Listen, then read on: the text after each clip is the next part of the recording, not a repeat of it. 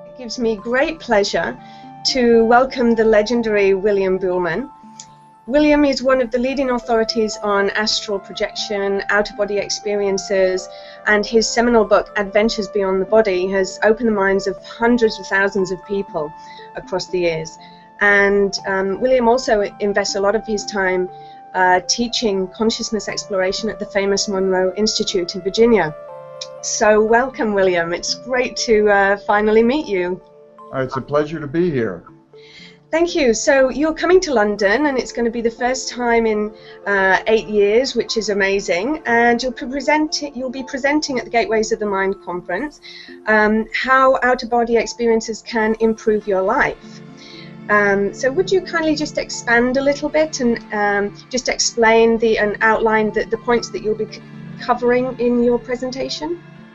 Yes, I'd love to. Well, first I'd like to say that I'm very pleased to be speaking at the Gateways. It's a great conference, and it'll be a great event for everyone to attend. So I hope plenty of people get an opportunity to come. My talk is going to be on why, essentially, that out-of-body experiences are so important to us, and some of the benefits that are derived from them. What I'd like to touch on especially is the benefits that are not so widely known. Many people are aware that out-of-body experiences give us a lot of positive benefits, such as reduction of fear of death. I outlined 24 benefits in my first book, Adventures Beyond the Body.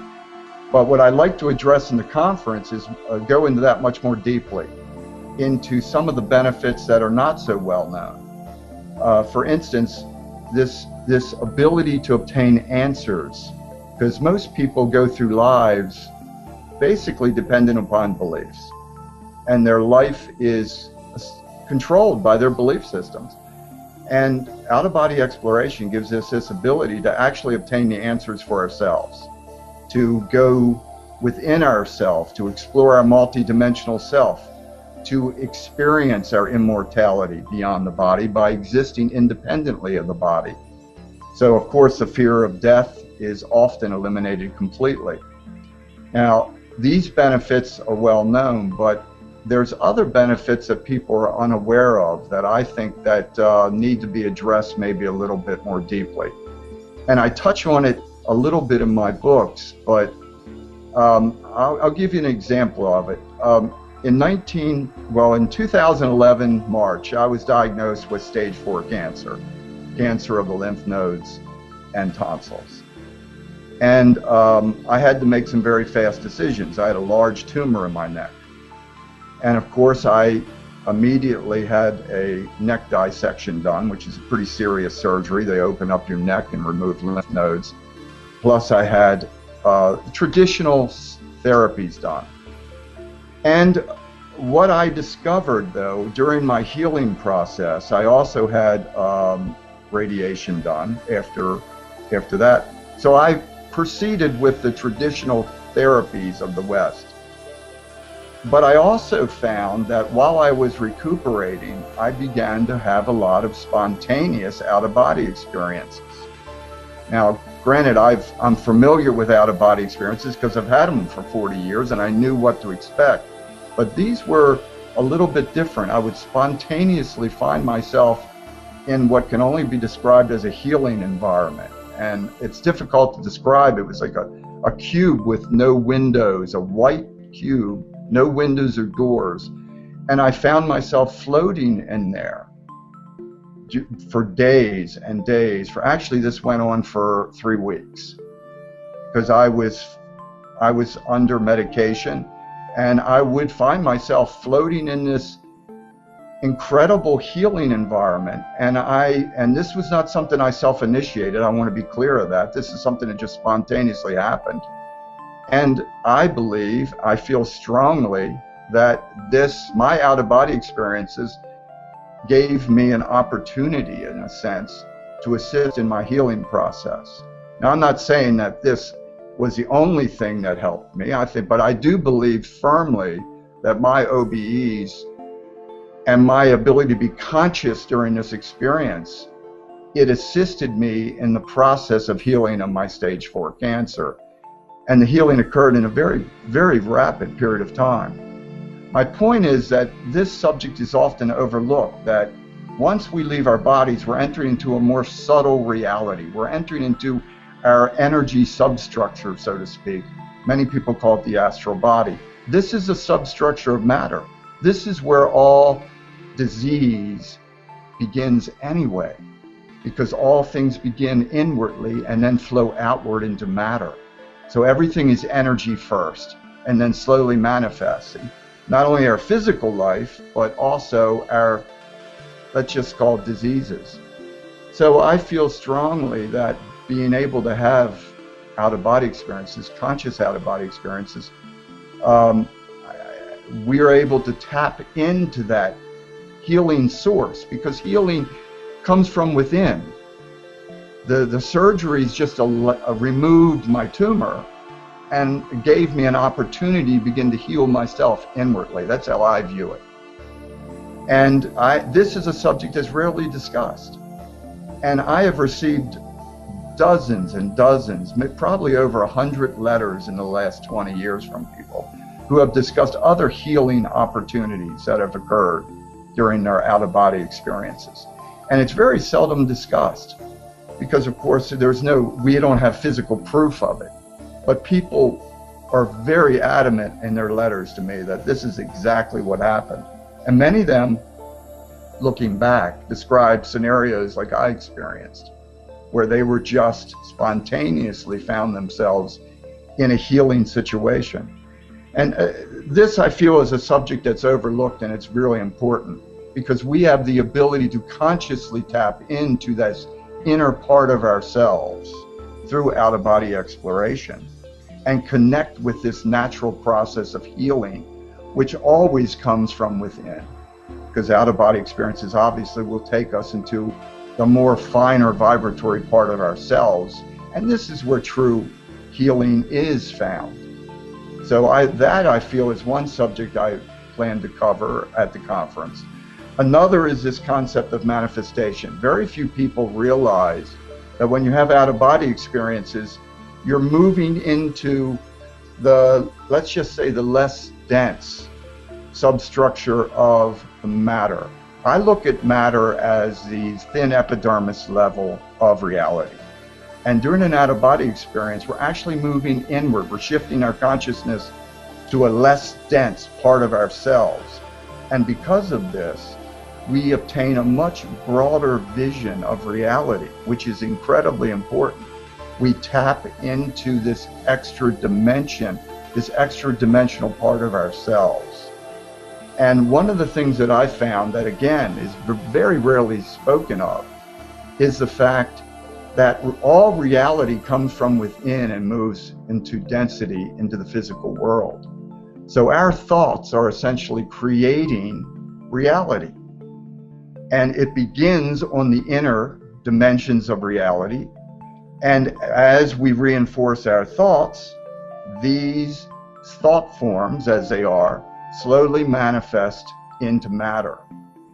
What's fascinating, and I found fascinating during especially in the last 20 years of my out-of-body experiences, I began to recognize that I was observing thought forms around me during my out-of-body experiences.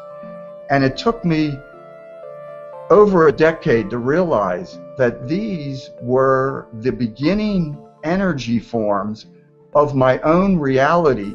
My future, as you may call it, or what we would perceive as our future, was already being formed in these inner dimensions. And in my out-of-body experiences, I was interacting with the thought forms that were to be my future physical reality.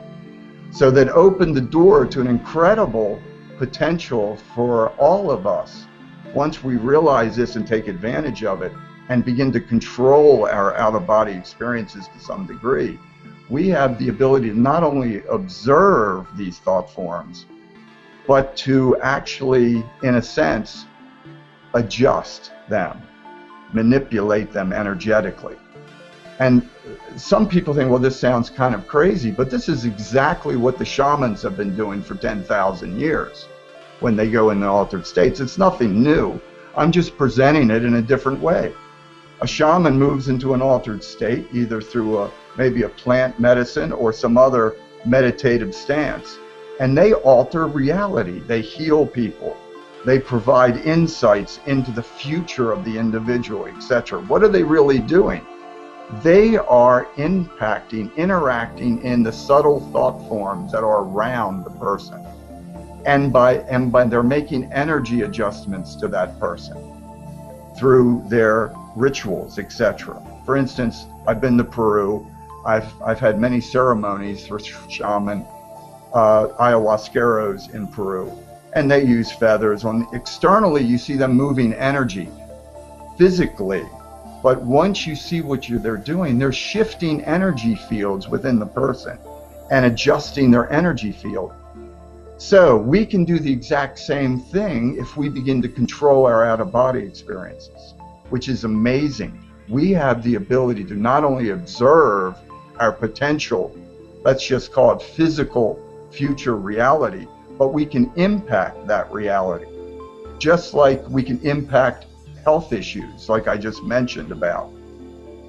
But we have the ability to make adjustments and actually see potential futures before they manifest. And the thing is that most people don't control their experiences. So one of the other elements I like to talk about at the conference is methods that we can use to prolong our out-of-body experiences, to get the most from our out-of-body experiences, to be able to stabilize our energy field, because we're multidimensional beings. Most people think of an out-of-body experience as one thing, one place, and nothing could be further from the truth.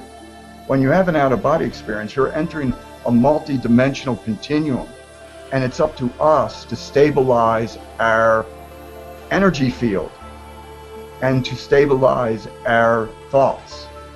And that is done through very specific tools like awareness now, through mantras that we can use to stabilize our energy field so we can become more productive in our out-of-body experiences. The biggest problem facing people today, I think, is that most out-of-body experiences, the average person's experience is less than a minute. And what are they observing? They're observing their parallel world, their physical they feel it's their physical surroundings. It's not, of course. It's what I call the parallel world. It's the energy substructure. Most people never get beyond that very dense level of reality and go the next level in. And we do this through focusing our consciousness and by using tools and mantras like next level now. We raise our inner vibrational rate and we begin to move inward into reality. This is where you begin to encounter these thought forms. This is where you can begin to make these energy adjustments. You must go beyond the parallel world that people perceive so commonly in their OBEs. So this is a few of the things I like to delve into, I plan to delve into in my talk at the Gateways Conference in November. And I look forward to exploring this in greater detail about how we can use our out-of-body experiences to accomplish much more than what people are accomplishing currently. Because there's much more to be done, but it's up to us to learn let's just say, the tools needed so we can begin to move inward, because that's what we're doing. We're moving inward within ourselves through our multidimensional self into more finer vibratory levels, because we are a microcosm of the universe. And as we adjust our vibrational rate during an out-of-body experience, our surroundings will also change in relationship to our internal vibration. And the key is to learn how to control this process. And I've been working on this for 40 years. So I'm not saying this is a simple, easy process. It took me over 10 years to even realize that there was another dimension beyond what I first perceived as this, what I call parallel world. which is just a subtle substructure of matter. And then I began to realize, my God, there's endless dimensional realities that we can explore. But we have to take control. We have to rely on ourselves, because no one else can do it for us. The only thing we can control is our state of consciousness during our altered states and out-of-body experiences. So we must really focus upon that aspect. Fantastic. Anyway, I look forward to talking about these issues. Yeah, we're really looking forward to it. So obviously you're going to explain about the benefits on an individual level, but how do you see the benefits of out-of-body exploration on a collective level? You know, the world is in crisis at the moment. How do you see OBEs perhaps playing a part in helping the world crises? Well, I feel strongly, and I write about this in especially my latest book, about how OBEs and this inner journey this is evolution. Evolution, everybody focuses on the physical changes. This is not evolution. That's the result of evolution. Evolution is about the evolution of consciousness. And the consciousness is always moving inward. We are all on an inward journey. Everyone will leave their physical body. Everybody's on the same path. Evolution is an inner journey of consciousness. And out-of-body experiences give us a jump start, a massive jump start on our capability to accelerate our personal evolution, I feel, because it gives us that ability to see beyond the facade of matter and the school. I consider the earth plane to be a school, a developmental school for essentially souls that are learning essentially elementary school. And by OBEs, we're entering another level where we have the ability to see beyond the facade. I feel it's essential for all of humanity to wake up and recognize their multidimensional nature, because we are all evolving beyond matter. And nobody can dispute this. No matter what you believe, we're all going to exit this physical world. So where are we going? We're going inward. And this is the evolutionary path we all share. So isn't it about time we know about this journey? And I feel strongly that out-of-body experiences gives us that heads up, that knowledge, that vast leap of consciousness that allows us to explore our future home, our future realities. And this is a massive, let's just say, acceleration of consciousness that's not only available individually, but available collectively if people wake up to the potential of it. Yeah, it's extremely important that people take responsibility back and empower themselves. Yeah. Actually, it's the only way out of the current crises that are affecting the world at the moment. And that also brings me on to your book. Thank you for sending us a copy. So what were the reasons behind writing your book and the messages that you wanted to put across within it? Well, mostly I wanted people to understand that our evolution continues beyond death. That we live in a multidimensional continuum of consciousness. And what I wanted to share with everyone was this ability for us to take command, to take responsibility, not only for our physical life, but for our afterlife as well, because people don't put it in perspective.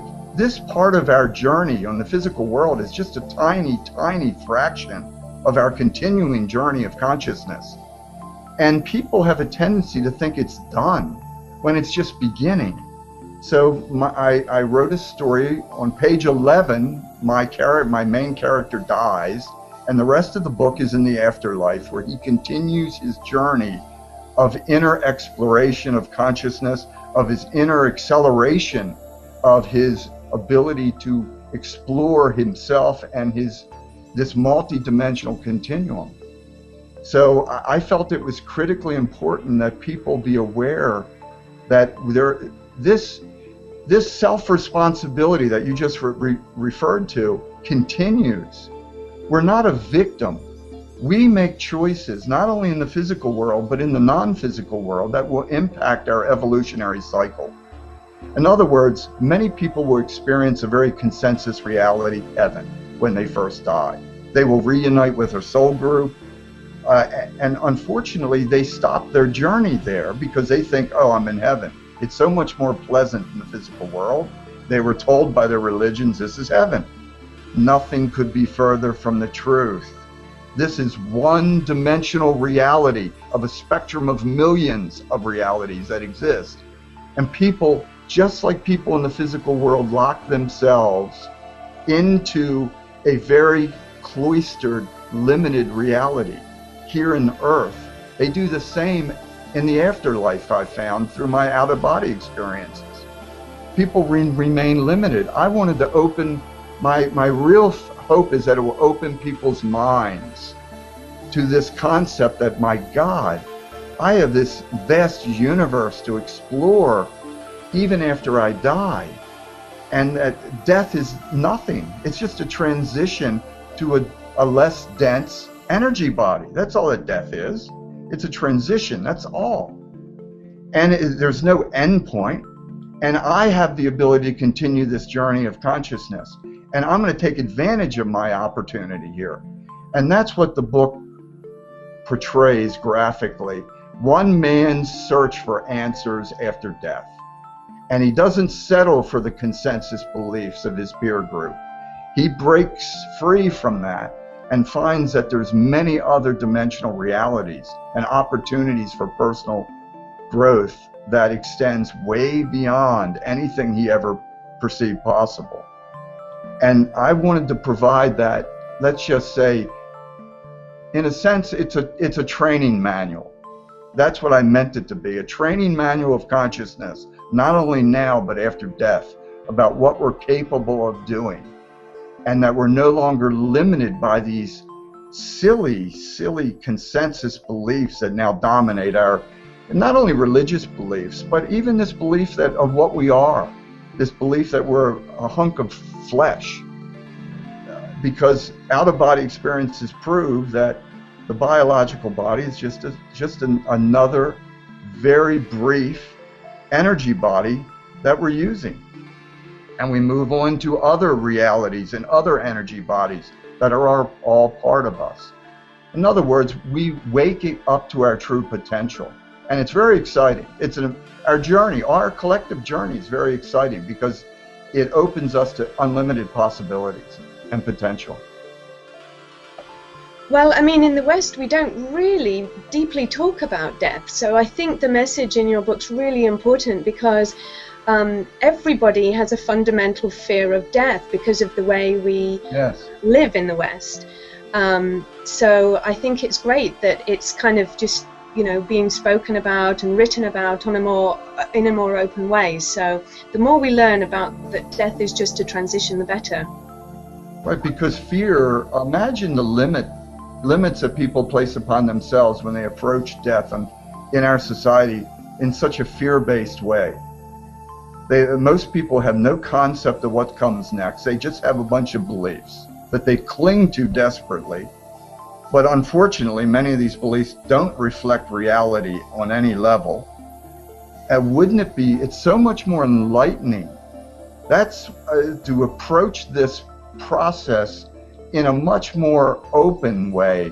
That's one of, again, getting back to the benefits of out-of-body experiences. This is one of the great benefits. I have no fear of death because I know it's a facade. And I'm not just saying that, I mean it. And many people that I know that have out-of-body experience would say the same thing. We know. We continue. There's nothing to be afraid of. So we don't have we overcome at least that. But we also know that we're multidimensional and that we have the ability to go beyond, let's just say, the limits of our physical peer group. And we can explore deeper into the multidimensional universe and discover what we truly are. And the limits are broken and the potential is expanded by our own out-of-body experiences because they give us a prelude By the way, my wife is a hospice worker, just as something that, and what's amazing to me, and it's very seldom talked about, hospice workers will tell you that people approaching death will begin to have spontaneous OBEs. They'll begin to contact with loved ones that no one else can see around them. They'll begin to have communications with loved ones. They're beginning to make the shift of consciousness from their physical vehicle to their non-physical vehicle of consciousness. They're beginning to tune out the physical and tune in this other dimensional reality. This is a natural process. But imagine if you could do it in full consciousness because you were trained through out-of-body exploration and you knew how to proceed. It would give you a big advantage over the average person who is limited to, let's say, a 2,000-year-old belief system. So it's a training for life and death. Yes, it's a training for the transition that we call death, because it gives us that ability to, in a sense, leapfrog forward to a much more accelerated reality, I feel, a much more accelerated state of consciousness within ourselves. The Tibetan Book of the Dead talks about this extensively. I'm not the first one to discuss this. What I try to do is just put it in a Western format so people can comprehend it. But for Tibetan Buddhists have been talking about making this transition of death in an enlightened way for 1,000 years, and what we can do. And they use a chanting method. They surround someone who's dying and they chant, essentially, go to the clear light of the void, which in a more Western context means go beyond form-based realities, go beyond the astral, go beyond the bardos, as they would refer to it. So this context, this concept of having an enlightened transition is nothing new. What I just try to do in my latest book is to present it in a way where most of us in the West will say, ah, I see what it's, now I got it. It's clear, it's concise. And I try to demystify it as much as possible.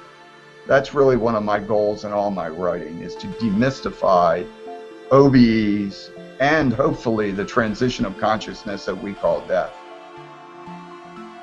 Fantastic. Well, we are so looking forward to the conference in November, and we can't wait to hear your presentation. And you'll also be giving a practical for everybody attending with a guided OBE method. Is that one of your own?